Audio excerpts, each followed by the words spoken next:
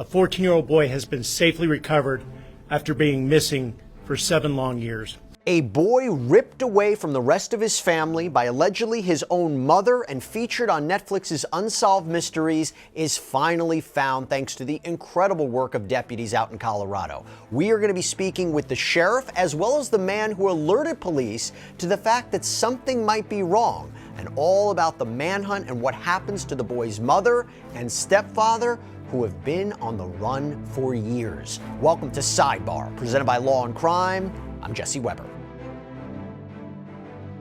You know, it is not often that the stories we tell you here on Sidebar have a happy ending. It's unfortunately just the nature of the beast when you talk about true crime, but occasionally you do get some good news. And here, what could have been a cold case forever suddenly turned fire hot once again, because that is what happened in Douglas County, Colorado.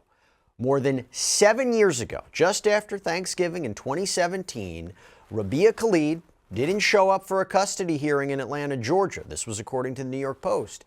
She and her husband Abdul had separated. A few years earlier, had shared custody of their son Abdul Aziz, or Aziz, in Louisiana. But the U.S. Marshals say Rabia moved with her son from New Orleans to Atlanta for a new job. And Abdul told the National Center for Missing and Exploited Children that Rabia made it more and more difficult for him to spend time with his son, and a bitter custody battle got underway. And Abdul told the National Center that when it became clear that he was going to get full custody of his son, Rabia and her new husband, Elliot Bourgeois, took the 7-year-old and fled. And a warrant was put out for Rabia for felony kidnapping, and multiple agencies got involved in a manhunt, but they disappeared. Rabia had accused her ex-husband of sex crimes, although I'll tell you right now, investigators found those allegations were completely unfounded. This is according to WSB in Atlanta. And Aziz's story was actually featured in season 3 of the Netflix reboot of Unsolved Mysteries back in 2022. But Aziz, he was still missing. Rabia, Elliot, they were in hiding. But that is all until sheriff's deputies in Highlands Ranch, Colorado got a call about people possibly trespassing at a vacant home 2 weeks ago. Now, Kyle Crone, the homeowner, apparently saw on his security camera a man and a woman illegally entering the home, so he gets in touch with dispatchers. And I'll tell you what, I actually had a chance to catch up with Kyle, get more details about his role in getting the ball rolling on this child rescue. Take a listen. Kyle, thank you so much for coming on. Really appreciate you taking the time. You play a very big role in what happened. I mean, what alerted you to something was up at your property?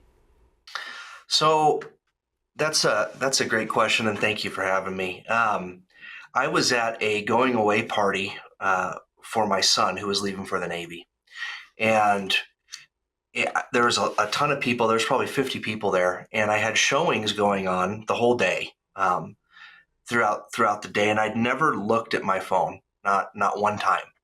And for whatever reason, I'm standing there, and maybe by the grace of God, I looked down at this time that I got alerted, and it was live happening right then. It was unusual because first, the plates were out of state, which isn't completely unusual, but it didn't seem like there was a realtor with this couple, you know, this man and woman that came up to the door. So right there, that was a little weird, kind of dressed weird, although she was holding in her hand a tape measure and this little miniature level as well. So I'm like, okay, maybe they're here to measure stuff. Seems sort of legit. But then they didn't touch the lockbox one time. They didn't even try it or look at it. And so I figured, oh, maybe they forgot it or they're waiting on a realtor or something. And then the guy starts leaving and he goes around the side of the house. And right there, it's like, well, yeah, this isn't normal. And so that's when I called, Douglas County Sheriff's Department. And then I watched as he kind of walked into my backyard and then goes up to my back door, kind of looks through it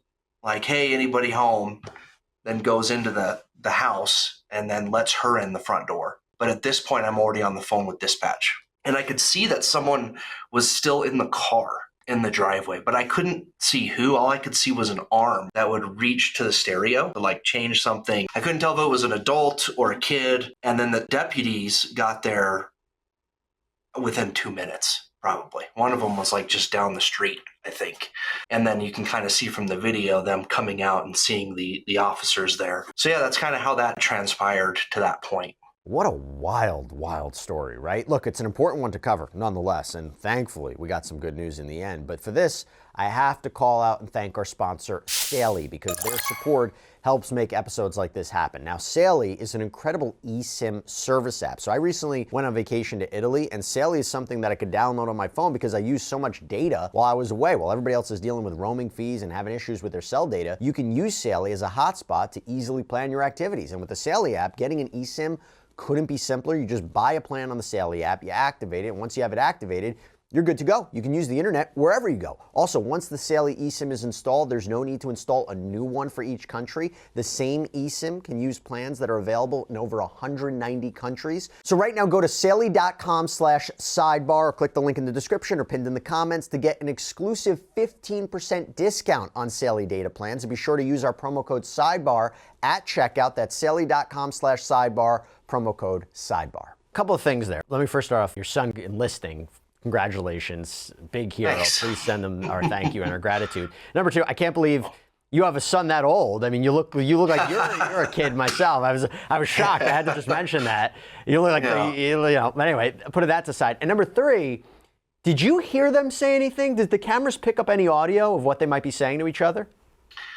They did. All my cameras have audio, and they didn't talk really at all when they were going up to the door. And it kind of looked as if the female was kind of concealing how she looked. She had this big old sun hat on. It wasn't hot, really sunny at all, and kind of was standing behind him a little bit, so she wasn't kind of on camera. Whether that was intentional or not, I have no idea. But you could hear them, especially once they came outside and saw the police. And she was sitting on, they sat them on the curb right in front of my house. Not the curb, but the entryway. I mean, she just was rocking just back and forth over and over again, was starting to look very nervous. And obviously we know why now. But what was interesting about it is I could overhear the first officer that was there talking to him, kind of grilling him initially about like, why did you lie to me when I first got here? Because they had said that a realtor sent them down there, the house. And so at the time, I thought it was just a mistake, like, hey, maybe someone was really supposed to be there. So I called my realtor and said, hey, are there any showings going on at this time? Maybe I missed it. I just want to make sure I'm not, crazy here. And I could overhear his name that he was using, which was this name called Frank Hamilton. And she said that that was the same name he called her with. So they actually called my realtor to try and see the home. And she had told me that some of her other realtor friends, this same Frank Hamilton was calling, trying to get in for showings. And what's interesting is she had asked him for a pre-qualification letter or proof of funds, or asking if he had a realtor he was working with. And he didn't have any of that. And so she wasn't going to show him the house. And then later, we could overhear them talking about that the VIN numbers matched this deceased person, this Frank Hamilton. The license plates were stolen, and that this deceased person was the same identity that he was using. And then 6 hours later, more police and other people had shown up. I distinctly remember getting the phone call initially from the first phone call from one of the deputies asking if I wanted to press charges. And I was like, well, what are the charges? And it was trespassing. And for a split second, I almost didn't press for a split second. And I was like, you know what? Something is not right. I do want to press charges. And then from there, I think it really started to escalate. Do you have an understanding of what they were trying to do at your property? I don't know. I just speculation, right, at this point. I think they were legitimately looking for a place to try and buy under a false identity. I don't think they were trying to burglarize the house. There wasn't even anywhere to put it in the vehicle, unless they're going after jewelry or something upstairs. And there wasn't going to be a ton of stuff to burglarize, and then with the kids in the car, I don't know. And seeing as they were talking to other realtors in the area, that's what I think. But again, it's speculation. I have no idea. They weren't in there long enough. Yeah. Let me ask you this. How did you find out what was really going on? How did you find out your role in this huge mystery? And what was that like? Because again, this is what started out as, suspicious activity turned into solving a cold case for about 7 years. How did you find out your role in this? What was going on with these two individuals?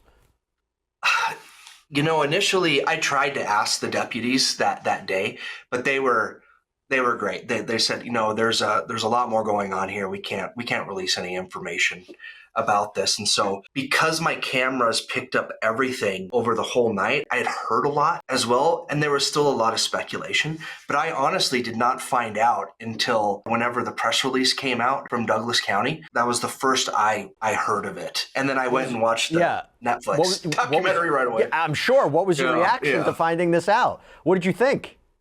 I was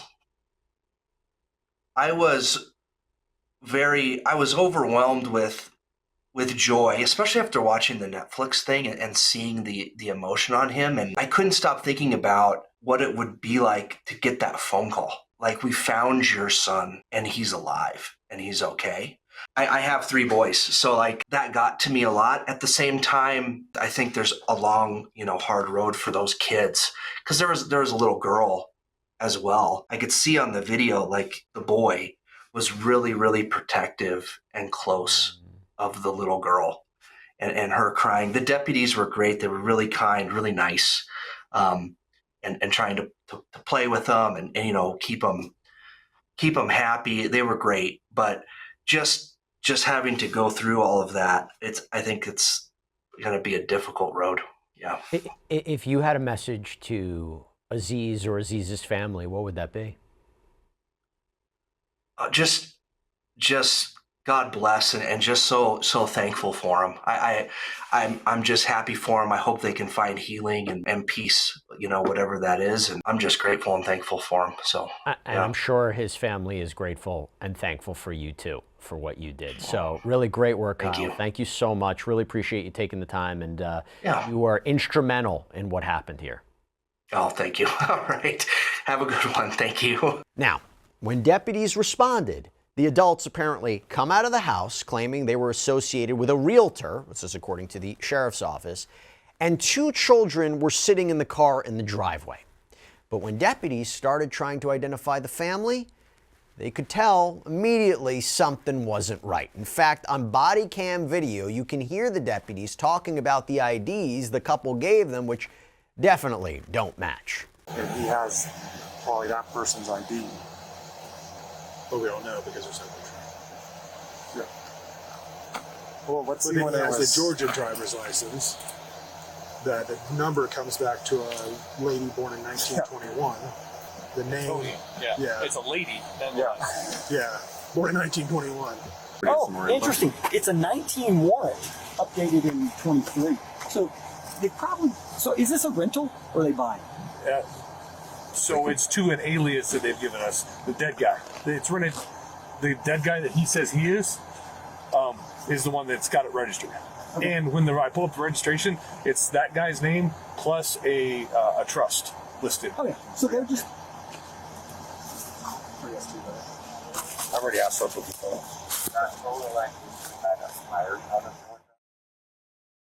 No, that comes back to deceased.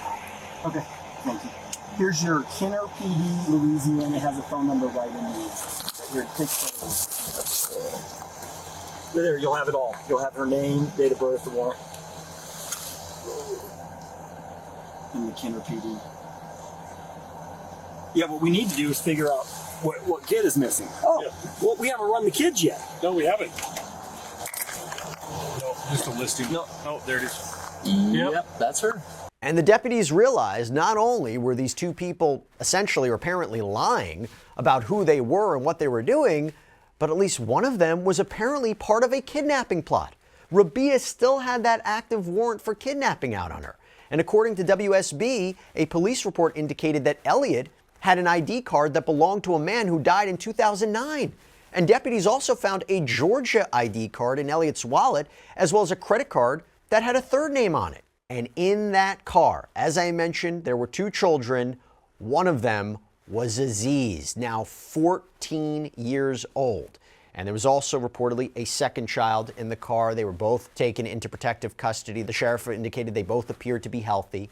But Rabia, Elliot, they were arrested. They were booked into the Douglas County Jail on multiple charges, including second-degree kidnapping, forgery, identity theft, providing false information to authorities, and trespassing. They're each being held on a $1 million bond. A representative from the U.S. Marshal Service spoke at a news conference about the huge scope of this investigation. We went to 11 different states looking for this young lady and the child, and it had really gone cold. We'd entered it in NCMEC, we'd entered it in everything we could to try to keep shaking the tree and rattling the bushes to see if we could get it to fall out, and just great police work on behalf of the Douglas County Sheriff's Office, and I just can't, I sincerely thank you on behalf of the United States Marshal Service and Eastern Louisiana Marshal, and Brian Flair was over the moon when he got the call, so thank you so much. And Aziz's family in Louisiana released a statement saying, "We're overwhelmed with joy that Aziz has finally been found. We want to thank everyone for their support over the last 7 years. We specifically want to recognize the Douglas County Sheriff's Office for their exceptional work in solving this case. Now, as we navigate the next steps, we ask for privacy so that we can move forward as a family and heal together." District Attorney George Brockler talked about the process of charging Rabia and Elliot. Of the 14 on the male, 12 of them are felonies and 2 are not. And for her, it's 7 are felonies and 2 are not. What you will note about those charges that have been filed is that he is charged with kidnapping. She is not. She is charged with conspiracy to kidnap. That's because one of the nuances of the law is that you cannot kidnap your own child. And so we've filed those charges. That preliminary hearing is scheduled for the 27th. Whether it goes then or not could be a function of a whole bunch of different things. Now, it is possible that people out there may have more information about what has happened and where Aziz has been since 2017. So police are hoping that more people will come forward with any details to fill in the pieces of this puzzle. If you have any information about where these individuals have been over the past 7 years, we ask you to call Metro Denver Crime Stoppers, and their number is 720-913-STOP. That's 720-913-7867. We would love to hear from anyone who might have information that could help in this case. And also, we'd like to thank our media partners for being here and helping us to share this story and to get the word out.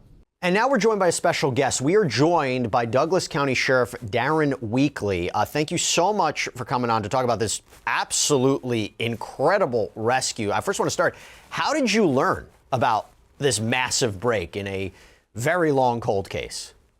I just got what's called a special report whenever we have something big in my jurisdiction or in my agency. The supervisor has to let the other supervisors know what's going on, and I found out actually early the next morning what had happened. The diligence, the determination of your deputies was remarkable. It was so impressive. They worked for what, more than 4 hours to try to identify these 2 suspects? Yeah, it was actually about 5 hours. They just did an exceptional job. They sensed that something wasn't right. They were following their gut, and then they just started putting the pieces together, and they were able to identify these people and figure out there was a warrant out for their arrest for kidnapping. What was their explanation? I mean, how did they explain outdated and inaccurate identification? They couldn't. So the male, Mr. Bourgeois, who's one of the suspects in this case, he had the identification of a dead person. The female, Rabia Khalid, she claimed not to have any identification, which, of course, to any law enforcement officer, that's a red flag that something's up. And so through their investigative work and then the use of what we call a morph scanner, which is a digital device we use to read people's fingerprints in the field, we were able to identify her and find out that she did, in fact, have a warrant for her arrest for kidnapping. Any idea what they were doing at that property? Our detectives are still looking into that. We've actually executed a search warrant in the city of Aurora, which is nearby. They had an apartment there that they were both, that this family was living in. And so we're still looking into that, and our detectives are still putting all these pieces together. But these people have been on the run for over 7 years. Any idea of what the last 7 years would look like, or is that still being investigated as well? It's still being looked into. The U.S. Marshal Service was looking into them as well after the federal warrant went out. They were tracking them in like 11 different states, but they were really never able to zero in on exactly where they were at. But they were all over the country. It's unbelievable. Now, I want to talk about Aziz. So my understanding, you said this during a news conference, that when deputies spoke with him, it was interesting the things that he was saying, that he might have seemed coached. Can you talk to us a little bit more about that? Yeah, when our deputies rolled up on scene, the two kids were actually in a vehicle parked in the driveway of that home. And so our deputies made contact with the two kids first. And Aziz had a cell phone with him and called inside to his mom, who was inside. But Aziz seemed to already be coached on, if you come in contact with law enforcement, these are the things that you say. So just amazing work by the deputies to uncover exactly what was going on. But this family had been able to fly below the radar for 7 years. And you have to wonder how many times did they come in contact with law enforcement over the last 7 years, whether it be a traffic stop or some other type of contact. And I'm just very proud of my deputies for sensing something was wrong and to be able to uncover this. In other words, what he was saying seemed like something he had repeated before in the past. Exactly. And what about the other child that was there? We are not identifying that child as of yet. These kids are obviously in the Department of Human Services at this point, and their care and custody. The reunification process with Aziz and his dad is going to take some time because this is the only life Aziz has known. And so dad is in Colorado right now, and that process is underway. I wanted to ask you about that. So I understand you met with Aziz's family. I haven't seen him in 7 years. How are they feeling about all this? They're just ecstatic. Dad explained to me it's actually been 9 years since he's had contact with Aziz, because for the first couple of years, law enforcement was like, well, who's going to take the report? Who's going to investigate? Is this, in fact, a kidnapping? So that process took almost 2 years. So Abdul, the father, had not had contact in that time. And so they are just beyond grateful. The dad did not expect to ever see his son again. And so the fact that our deputies were able to find him, they're just beyond grateful. When he came to my office, there wasn't a dry eye in the room. He's just ecstatic. He had started to give up hope. It's remarkable because I've covered a number of cases where it doesn't end like this. Talk to us. You mentioned the reunification process, how that can be difficult. What does that reunification process look like? Just baby steps. We're not actually, the sheriff's office obviously is not actually in the middle of that process. It's Department of Human Services, but we don't even know what Aziz has been told over the last 9 years total about his father. I know there's allegations made by the mother. Those were not substantiated, which is why the mother absconded with the child when she was going to lose primary custody. That is when she left. So it's a slow process for this reunification for Aziz and his dad, and for Aziz to know his dad again. Do you think being featured on Unsolved Mysteries helped this in the end? This case was not on our radar. I'm sure it helped to get other people aware of this situation, to maybe spot Aziz or, the mother or her husband. But the fact is, in Colorado, this was not on our radar at all. And it took good police work to solve it. It was great police work. And the homeowner who realized something was going on. I wanted to ask you this. Just talk to us about what we can expect from the criminal charges that this pair are now facing. What is the likelihood that the charges they are going to face? What could they be amplified? What's the potential prison time they could be facing? If you could talk to us about that. Our district attorney intends to prosecute them out of our judicial district here in Colorado for the charges that they face. So that is still underway. They are both being held on $1 million bond in my jail for kidnapping, providing false information to authorities, fraud, a litany of charges. And so our DA's office will prosecute. They're due in court on March 27th. Gotcha. Listen, Sheriff, this is just remarkable work from you and your team. I want to applaud you guys again for doing this, because it is, they talked about Unsolved Mysteries, an unsolved case for so long, and now the family can begin to heal, begin to get some closure. Again, such a successful resolution. So Douglas County Sheriff Darren Weekly, want to congratulate you and the team on this. Thank you so much for taking the time as well. Thank you for having me. All right, everybody, what a case. That is all we have for you right now here on Sidebar. Thank you so much for joining us. And as always, please subscribe on YouTube, Apple Podcasts, Spotify, wherever you should get your podcasts. I'm Jesse Weber. I'll speak to you next time.